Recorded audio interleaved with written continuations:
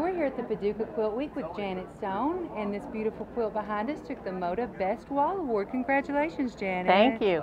I love this fun alphabet quilt. Thanks. And all of the charm embellishments on it. Do you know how many you have on here? Well, there's 26. There's one you for know each it, letter. don't you? Okay, absolutely. That was the whole start of the quilt.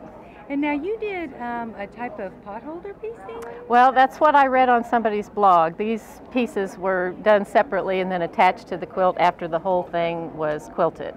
Okay. And I was told, or I read on somebody's blog that they referred to that as potholder piecing. I'd never heard of it before, but it kind of made sense because they're like little separate things that were attached later. That does make sense. Mm-hmm. I love all of the intricate quilting here that you've done. Can you Thank talk you. about that a little bit? I work on a Janome Horizon sewing machine, just a home sewing machine, and I do mark with a blue disappearing pen.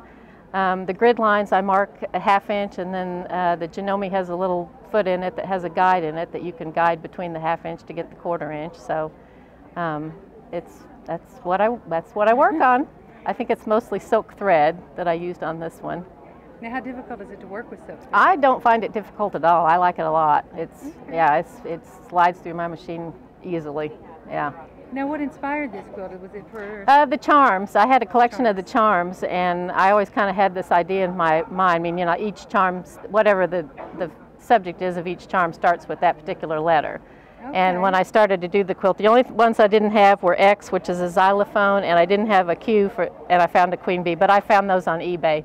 I do a lot of late night shopping on eBay for doodads and stuff. So these blocks were attached separately. The whole quilt was quilted, and then these blocks were attached separately with rivets that you use in leather work. And because they were attached after I quilted the whole thing, I was able to quilt the letters backwards on the front so that when you turn it over, they're frontwards on the back. And then I painted them with a fabric paint to make them stand out and embellish the back, because I just have to embellish things. Well, So, it is so much fun. So what are your plans for it after the show? well, apparently it's going to the National Quilt Museum. Oh, you're good. Okay. Which is, you know, a big honor, so I'm pretty excited about that. Well, we're very pleased about that. Yeah.